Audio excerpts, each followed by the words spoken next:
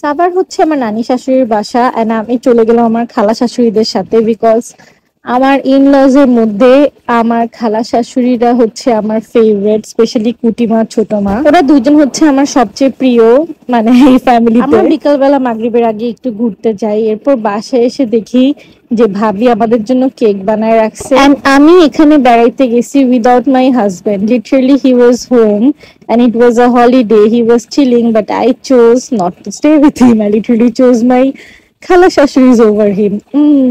কিন্তু এটার উপরেও হচ্ছে আমি আসছি বিকজ একটা নানা অসুস্থ ছিল, ওনাকে দেখ। আমার নানি শাশুড়ির বাড়িতে একটু পরপর হচ্ছে চা খায় সবাই, আর আস্তে আস্তে আমিও এমন হয়ে যাচ্ছি আমার মনে হইতেছে। সন্ধ্যার পর আফটার চা session we all had our dinner. আমি লাইফে যতগুলি করলা ভাজি খাইছি আমার কাছে বেস্ট লাগছে বড় মার করলা ভাজি। ও মাই গড, এত মজা কেমন। এরপর দই এবং গরম দুধ খেয়ে ঘুমায় পড়ি, বাট লাকিলি আমি ল্যাকটোজ ইনটলারেন্ট হওয়ার পরেও কিছু হয় নাই আমার। খুব ভোরবেলা উঠে আমরা আবার টুকটাক নাস্তা করে চলে যাই হচ্ছে ঢাকার উদ্দেশ্যে, এন্ড আবারও হচ্ছে চা আমরা খাই, বাট আমি আর খাই নাই বিকজ খালি পেটে আমি চা খাইতে চাই না। Look at the colour of the চা, আমার খুবই খাইতে ইচ্ছে করছে, বাট বৃষ্টির পর বের হওয়ার পর দেখি লিটারালি আমার নদীর উপরে চলতেছি। So yeah, that's all for today guys. You guys know the drill, right? Do follow me for more.